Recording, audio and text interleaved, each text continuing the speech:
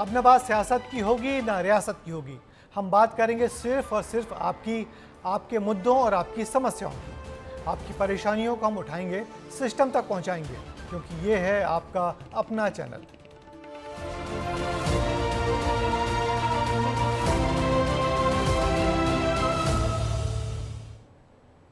विस्तार न्यूज़ खाद की कालाबाजारी को लेकर लगातार मुहिम चला रहा है और अब हम कह सकते हैं कि कालाबाजारी करने वालों की खैर नहीं है। खबर दिखाए जाने के बाद छत्तीसगढ़ के अंबिकापुर में कृषि विभाग की टीम ने एक दुकान पर छापामार कार्रवाई की है। दुकान में बड़ी मात्रा में जमाखोरी का खाद भी रखा था, जिसे सील कर दिया गया। देखिए किसानों को इंसाफ दिलाने वाली हमारी ये मुहिम। हम दिखाते हैं खबर। दुकानों में यूरिया नहीं है, लेकिन गांवों में यूरिया 500 रुपए 400 रुपए बोरी में यूरिया बिक रहा है। आखिर वो यूरिया गांव में कैसे पहुंच जा रहा है? क्या मालूम, किसान लोग आके बोलते हैं। हाँ। भाई उन लोग कहाँ से लेते हैं, उन लोग बताएं। तो होता है बड़ा असर।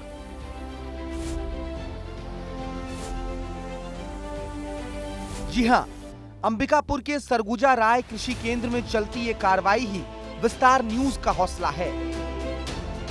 यही ताकत है विस्तार न्यूज की और यही वादा है कि हम आपकी समस्याओं को न केवल उठाएंगे बल्कि उनका समाधान भी करवाएंगे। 16 जुलाई रात 9:30 बजे ये वो वक्त था जब विस्तार विशेष में खाद की कालाबाजारी का मुद्दा प्रमुखता से उठाया गया था। किसानों का दर्द दिखाया था, जिसका नतीजा हुआ कि कृषि मंत्री रामविचार नेताम ने खाद की कालाबाजारी करने वालों के खिलाफ सख्त कार्रवाई के निर्देश अधिकारियों को दिए।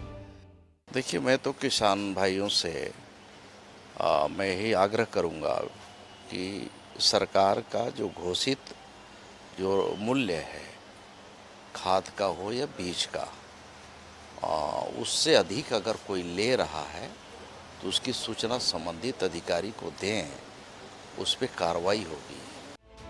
कृषि मंत्री ने विस्तार न्यूज पर बयान दिया और इधर कृषि विभाग का अमला सक्रिय हो गया। सरगुजा राय कृषि केंद्र पर छापामार कार्रवाई की गई, जहां भारी मात्रा में यूरिया और खाद का भंडारण मिला, जो किसानों को महंगे दामों पर बेचा जा रहा था। सरगुजा में खाद की कालाबाजारी बड़ा मामला है और विस्तार न्यूज ने इसको समय समय पर उठाया है। अपने विस्तार विशेष में हमने उठाया। उसके बाद आज कृषि मंत्री रामविचार नेताम से हमने बात की। उन्होंने आश्वासन दिया कि कालाबाजारियों के खिलाफ कार्रवाई की जाएगी। और ये तस्वीर देखिए, ये अंबिकापुर की तस्वीर है एक खाद दुकान की। यहाँ पर कार्रवाई चल रही है। कृषि विभाग के यहाँ पे अधिकारी और कर्मचारी मौजूद हैं जो दस्तावेज यहाँ तैयार कर रहे हैं, कार्रवाई के लिए तैयार कर रहे हैं।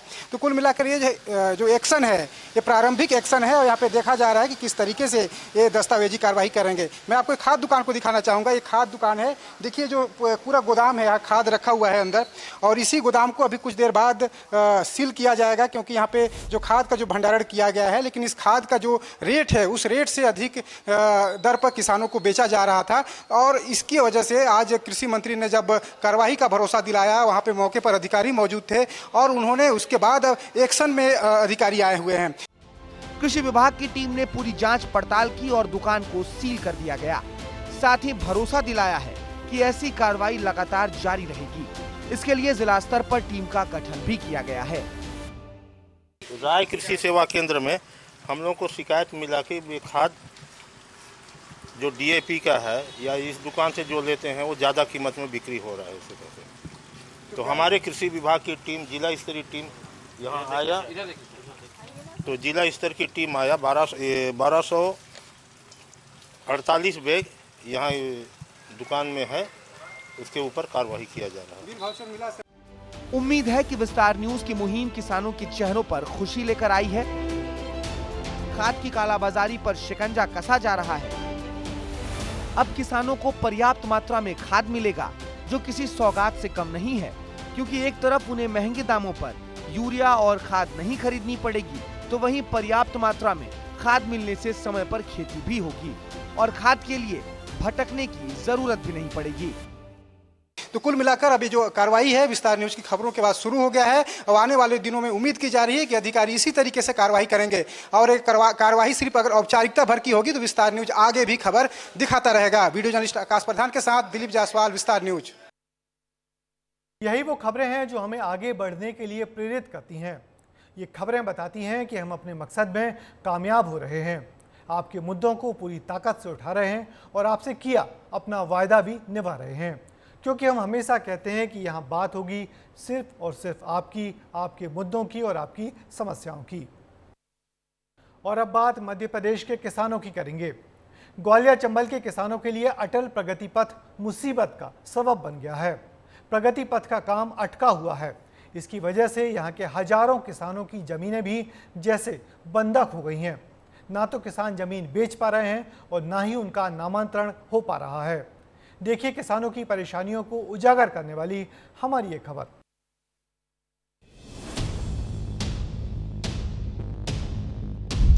बीहड़ों में भटका अटल प्रगति पथ, क्या प्लानिंग नहीं हुई परफेक्ट? किसानों के लिए मुसीबत बना प्रोजेक्ट। जी हां, ग्वालियर चंबल अंचल का सबसे महत्वाकांक्षी प्रोजेक्ट अटल प्रगति पथ चंबल अंचल के हजारों किसानों के लिए गले की फांस बन गया है। मुरैना, श्योपुर और भिंड जिले के किसानों से अटल प्रगति पथ के निर्माण के लिए जमीन ले ली गई। अधिग्रहण की प्रक्रिया पूरी हो चुकी थी, लेकिन 27 मार्च 2023 को तत्कालीन सीएम शिवराज सिंह चौहान ने प्रगति पथ के उस सर्वे को निरस्त कर दिया जिसमें किसानों से जमीन ली गई थी। अब हालात ये हैं कि ना तो प्रगति पथ का काम हो रहा है और न ही किसान अपनी जमीन का कुछ कर पा रहे हैं। किसानों की मुसीबत है। दरअसल भिंड जिले के 200 से ज्यादा गाँव के किसान परेशान हैं। 26,000 से ज्यादा किसानों की जमीन अधिग्रहित हो चुकी है। मुरैना जिले के 110 से ज्यादा गांवों के किसानों पर इसका असर पड़ रहा है। 14,000 से ज्यादा किसानों की जमीन दायरे में है। सर्वे के बाद जमीनों की रजिस्ट्री नामांतरण पर रोक लगा दी गई। अब किसान जमीन को बेच नहीं पा रहे हैं और जमीनों का नामांतरण भी नहीं हो पा रहा है। 1 साल से ज्यादा वक्त बीत जाने के बाद अब किसान परेशान हैं। जो किसानों का ना तो उसको बेच पा रहे हैं, ना कुछ कर पा रहे हैं। या तो वो बन के कंप्लीट हो जाए या फिर वो कुछ कैंसिल हो जाए ताकि अपन बेच सकें या वो क्रय विक्रय कर सकें। हम कहूँ जमीन लें, मुआवजा दें, कुछ करिए नहीं रहे हैं, का करें, मत जाएं। पूरी समस्या धरी न तो भाई बेच पाए रहे न कहीं कुछ कर पाए रहे, रोज नए नक्शा बदले जा रहे हैं। समस्याएं तो बहुत हैं, जैसे कि पहले नाम उन्होंने दिया चंबल एक्सप्रेस वे, फिर उसका नाम बदला चंबल प्रोग्रेस वे कांग्रेस की सरकार में, फिर भाजपा की आई तो उन्होंने किया अटल प्रोग्रेस वे। तो नाम धरातल पे कुछ काम नहीं, सिर्फ नाम ही नाम है। बाद बाकी किसानों की समस्याएं हैं, बहुत जमीन अधिग्रहण हुआ है। ये मुसीबत प्रोजेक्ट को लेकर हो रही गफलत की वजह से ज्यादा बड़ी हो गई है। किसानों का कहना है कि या तो ये काम पूरा हो जाए या फिर कैंसिल ही करा दिया जाए। गफलत कैसे हुई, अब जरा ये भी समझ लीजिए। दरअसल ये पूरा अलाइनमेंट 3 बार बदल चुका है। पहली बार घड़ियाल सेंचुरी की जद में आया, दूसरी बार अलाइनमेंट के बीहड़ में आने से मंजूरी नहीं मिली और तीसरी बार किसानों की जमीन आने से अलाइनमेंट को बदल दिया गया। 3 बार अलाइनमेंट बदला तो 5 बार नाम भी बदल चुका है। सबसे पहले इसका नाम एक्सप्रेसवे था, फिर इसका नाम चंबल एक्सप्रेसवे हुआ, फिर ये प्रोजेक्ट चंबल प्रोग्रेस वे बना, उसके बाद अटल प्रोग्रेस वे और अब इस प्रोजेक्ट का नाम अटल प्रगति पथ है। यही वजह है कि किसानों को अब कुछ भी समझ नहीं आ रहा है, लेकिन इसका समाधान भी अधिकारियों के पास नजर नहीं आता। जमीन का जो फाइनल अवार्ड पारित होता है अधिग्रहण का, वो पारित नहीं हुआ है और वो एक अलाइनमेंट जो है वो प्रस्ताव में है। उस पर से भी कुछ चर्चाएं हुई कि संभावना ये थी कि शासन स्तर से कोई ऐसा निर्देश प्राप्त होगा कि अलाइनमेंट चेंज होगा तो फिर तदनुसार कार्रवाई की जाएगी। लेकिन अंतिम रूप से ना तो भूमि अधिग्रहित है और ना तो खसरे में कहीं भूमि अधिग्रहण का टीप है। अब चलिए एक नजर इस अटल प्रगति पथ पर भी डाल लेते हैं। दरअसल ये अटल प्रगति पथ 404 किलोमीटर लंबा 4 लेन एक्सप्रेस वे है। किनारे पर औद्योगिक क्षेत्र विकसित होंगे और 8,000 करोड़ रुपए का पूरा खर्चा आएगा। 3 राज्यों के 5 जिलों के 214 गांवों को ये एक्सप्रेस वे जोड़ने वाला है। यूपी में बुंदेलखंड एक्सप्रेसवे से ये एक्सप्रेसवे कनेक्ट होगा और राजस्थान में दिल्ली मुंबई एक्सप्रेसवे से भी अटल पथ को जोड़ा जाएगा। इधर इस प्रोजेक्ट को लेकर सियासत भी जारी है। बीजेपी का कहना है कि इस तरह के बड़े प्रोजेक्ट्स में थोड़ी परेशानियां तो आती हैं। चुनावों की वजह से काम थोड़ा रुका है, लेकिन जल्द ही पूरा हो जाएगा। वहीं कांग्रेस का कहना है कि ये योजना भ्रष्टाचार की भेंट चढ़ती नजर आ रही है।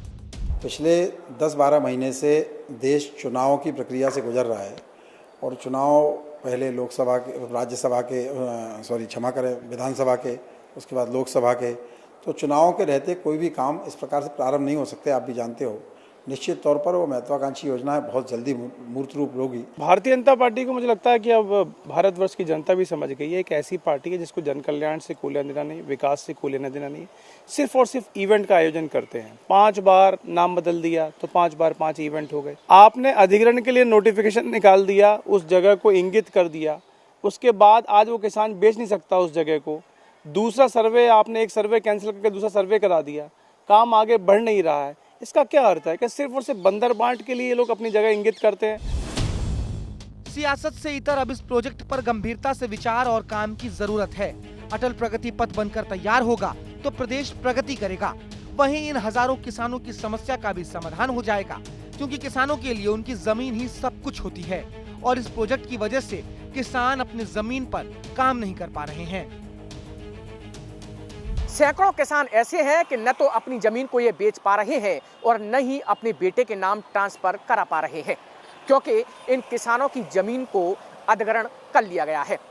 पिछले 6 सालों में इस चंबल एक्सप्रेस वे का 5 बार नाम बदल गया है, लेकिन हालात ऐसे हैं कि अभी तक न तो इसका काम शुरू हो पाया है और न ही इसको लेकर कोई प्लानिंग है। कैमरामैन संजय चंदेल के साथ अनिल गौर, विस्तार न्यूज। अब बात करेंगे ताजमहल की, लेकिन ये आगरा का नहीं बल्कि मध्य प्रदेश के बुरहानपुर का काला ताजमहल है। ये बेहद खूबसूरत है, ऐतिहासिक है, लेकिन विभागों की आपसी खींचतान के चलते पर्यटकों से दूर होता जा रहा है। पर्यटक काले ताजमहल का दीदार नहीं कर पा रहे, क्योंकि यहाँ तक जाने वाली सड़क पर गाड़ियाँ तो दूर, पैदल चलना भी मुश्किल है। देखिए पर्यटन की संभावनाओं को खत्म करने वाली लापरवाही को लेकर हमारी ये खास रिपोर्ट।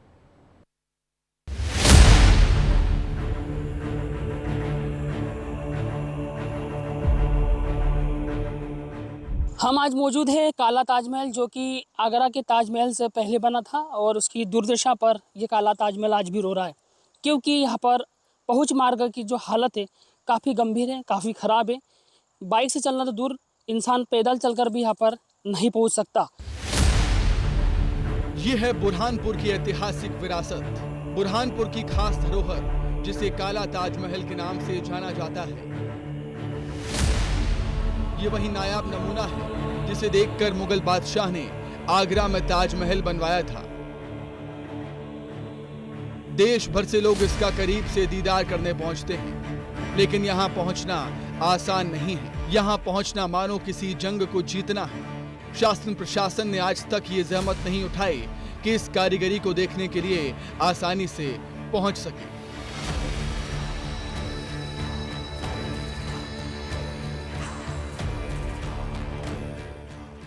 जी हाँ, ये वही रास्ता है जिस पर सफर करने के बाद ही खूबसूरत इमारत तक पहुंचा जा सकता है।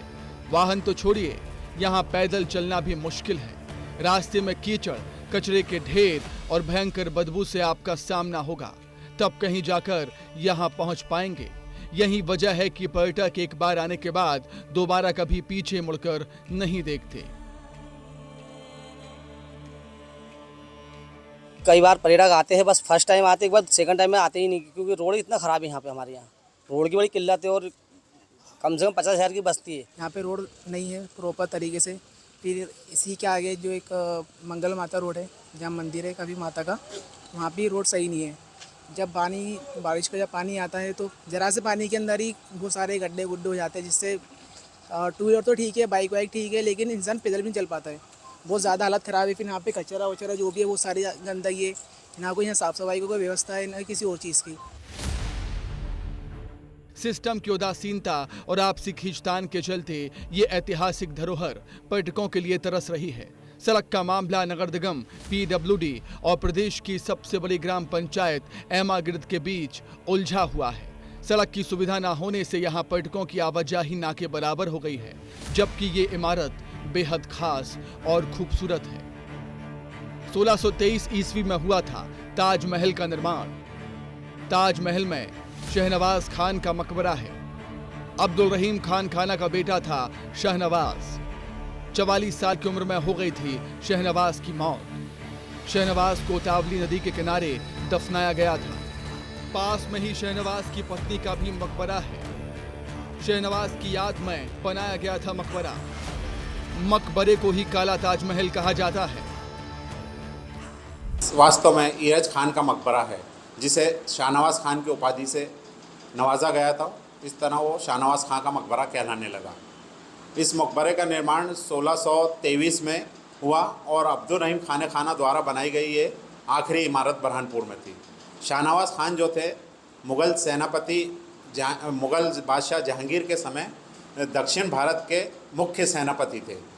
उनकी योग्यता और उनके हुनर के आगे ही दक्षिण भारत अभियान में मुग़लों को सफलता मिली थी और उसी से खुश होकर शहजादा शाहनवाज को शहजादा जहांगीर ने शाहनवाज की उपाधि दी थी।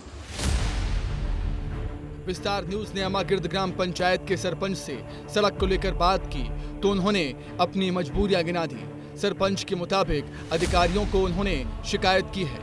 ये सड़क इतनी बड़ी है कि इसे बनाना पंचायत के बस का काम नहीं है। पंचायत स्तर पर तो समय समय सीओ मैडम को उसकी शिकायत भी हुई है क्या, और वो जो रोड है बड़ा रोड है, वो पंचायत को इतना फंड नहीं है पंचायत के पास कि इतना बड़ा रोड बना सके, और मतलब सीओ मैडम को भी इसका प्रस्ताव दिया है।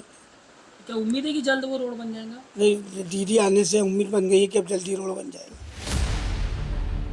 साफ है सरकारी विभागों की खींचतान और जिम्मेदार जनप्रतिनिधियों की उदासीनता से ऐतिहासिक धरोहर पर्यटकों से दूर होती जा रही है। खूबसूरत इमारत का दीदार करना मुश्किल हो रहा है और पर्यटन की संभावनाएं भी दम तोड़ती दिख रही हैं। ये काला ताजमहल को देखकर आगरा के ताजमहल का निर्माण हुआ था, लेकिन वही आज का ताजमहल अपनी दुर्दशा पर रो रहा है। अब ये देखना है कि शासन प्रशासन किस ओर इस पर ध्यान देती है और इसका निर्माण राजमार्ग का करवाती है। कैमरा पर्सन काशिफ के साथ मौसिम तड़वी, विस्तार न्यूज़, बुरहानपुर। इधर रीवा में बच्चे आधे अधूरी किताबें पढ़ने को मजबूर हैं। स्कूल खुले 1 महीना होने को हैं, लेकिन किताबें बांटी ही नहीं गई। हालत यह है कि शिक्षक फटी पुरानी किताबों से ही बच्चों को पढ़ाने को मजबूर हैं। तो सवाल यही है कि कैसे होगी पढ़ाई पूरी जब किताबें ही मिली हैं आधी अधूरी। कैसे होगी पढ़ाई पूरी? किताबें मिली आधी अधूरी। मध्य प्रदेश में स्कूलों में नए सत्र की शुरुआत हो चुकी है। 1 जुलाई से ये सत्र सक्रिय भी हो चुका है, लेकिन स्कूलों के हालात ये हैं कि बच्चों तक अभी पूरी तरह किताबें ही नहीं पहुंच पाई।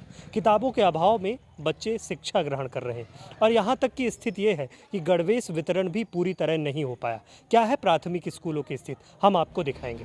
रीवा के सरकारी स्कूलों में छात्र आधी अधूरी किताबों के साथ पढ़ाई करने को मजबूर हैं। बच्चे स्कूल तो पहुंच रहे हैं, लेकिन पढ़ाई उतनी ही हो रही है जितनी किताबें उन्हें मिली हैं। महज किताबें ही नहीं, ड्रेसों का वितरण भी अभी तक नहीं हुआ। लिहाजा कुछ बच्चे ड्रेस में आते हैं तो कुछ बच्चे बिना यूनिफॉर्म के ही स्कूल पहुंच रहे हैं। स्कूल खुले 1 महीना बीतने वाला है। 18 जून को खुले हैं मध्य प्रदेश के स्कूल। अभी तक स्कूलों में नहीं बंट पाई हैं किताबें। 40 से 50% किताबें ही बच्चों को मिल पाई हैं। सर हम लोग ये करते हैं कि बच्चों की बुक अपनी वापस करवा लेते हैं, पढ़ाई के लिए दे देते हैं, फिर उसी बुक को रख लेते हैं, दूसरे बच्चे को यूज में आ जाती है। तो इसी तरह हम लोगों का काम चल जाता है। अगर नहीं मिल पाती है टाइम से तो हम लोग पुरानी बुक से काम चला लेते हैं। सब्जेक्ट पूरा कराने के लिए पुरानी किताबें ले करके और बच्चों को इसके द्वारा ले करके इधर उधर से व्यवस्था करके करवा रहे हैं थोड़ा सा। मतलब ये कहा जाए कि 50% किताबें आई, 50% है, 80% है। शिक्षक परेशान हैं और वो फटी पुरानी किताबों से काम चला रहे हैं। इसके लिए वो पिछले साल के बच्चों से किताबें लेते हैं और आगे की पढ़ाई करा रहे हैं। कक्षा 1 में है 2 सेट मिली है, 2 बच्चों के लिए, एक बच्चे के लिए नहीं मिली है जी। तो कितनी सब्जेक्ट की किताबें आ गई? मतलब हिंदी मिल गई और गणित मिल गई, अंग्रेजी नहीं मिली है 1 में। तो यही बोले हैं कि आने वाले समय में आ भी सकती, नहीं भी आ सकती, दोनों चीज़ें हैं। पिछले साल तो नहीं आई थी, हाँ, उतने में ही काम चलाना पड़ा था। बच्चों से पुरानी किताबें मंगा लेते, उन्हीं में से काम कर रहे हैं। इधर सरकारी स्कूलों के बच्चों के लिए ड्रेस वितरण की व्यवस्था की गई है, लेकिन वहां भी लापरवाही नजर आ रही है। महीना गुजरने वाला है, लेकिन ड्रेस का कोई पता नहीं। पिछले साल भी हुई थी ड्रेस वितरण में देरी। सीधे छात्रों के खातों में जारी की जाती है राशि। प्रति छात्र 600 रुपए किए जाते हैं ट्रांसफर। अभी तक ड्रेस के लिए रुपये नहीं मिले और ड्रेस की व्यवस्था कब तक होगी इसका जवाब भी शिक्षकों के पास नहीं है। और स्कूलों में जो बच्चे हैं वो बिना गणवेश के आ रहे हैं, तो गणवेश की राशि ये अभी आई नहीं है ना, जैसे ही आएगी तो बच्चों को दिया जाएगा। जब हमने अधिकारियों से बात की तो उन्होंने आधी अधूरी किताबें और ड्रेस की बात तो स्वीकारी है, लेकिन बच्चों को किताबें कब मिलेंगी इसका उन्हें कुछ नहीं पता। बस जल्द ही मिलने का दावा जरूर कर दिया। पाठ्य पुस्तक निगम जो है वहाँ से 60% से लगभग किताबें आई हैं। किताबें आती जा रही, उनको विद्यालय स्तर तक पहुँचाया जा रहा है। कब तक ये मतलब अभी ये कब मान लीजिए 15-20 दिन में आ जाएंगी। हाँ, प्राथमिक माध्यमिक केवल, और higher secondary, high school higher secondary की BO स्तर से होता है। तस्वीर साफ है, शिक्षा व्यवस्था बदहाल है, क्योंकि बिना किताबों की पढ़ाई कैसे होगी इसका अंदाजा लगाना मुश्किल नहीं है और इसको लेकर जिम्मेदार कितने संजीदा हैं ये बताने की जरूरत नहीं है। तो सुना आपने, आधी अधूरी किताबों के साथ स्कूलों में पठन पाठन जारी है और गणवेश की स्थिति ये है कि आधे अधूरे बच्चे ही पहन कर आते हैं। पीछे बच्चे भी खेल रहे हैं, वो भी दिखाएंगे कि देखिए किस स्थिति में बच्चे हैं। आधे बच्चे ड्रेस में आते हैं और आधे बिना ड्रेस के। तो स्थिति स्कूलों की ये है, लेकिन स्कूल चले हम अभियान के साथ स्कूलों में शुरुआत हो गई है, लेकिन बच्चे भी पूछ रहे हैं कि स्कूल कैसे चले हम। वीडियो जर्नलिस्ट आशुतोष के साथ विवेक तिवारी, विस्तार न्यूज। तो हमने आपको आपसे जुड़ी हुई खबरें दिखाई, आपके मुद्दों को सिस्टम के कानों तक पहुंचाने की कोशिश की। हमारा मकसद भी आपकी परेशानियों को जिम्मेदारों तक पहुंचाना है और आगे भी ये सिलसिला लगातार जारी रहेगा। फिलहाल मुझे दीजिए इजाज़त, फिर होगी मुलाकात, तब तक के लिए नमस्कार।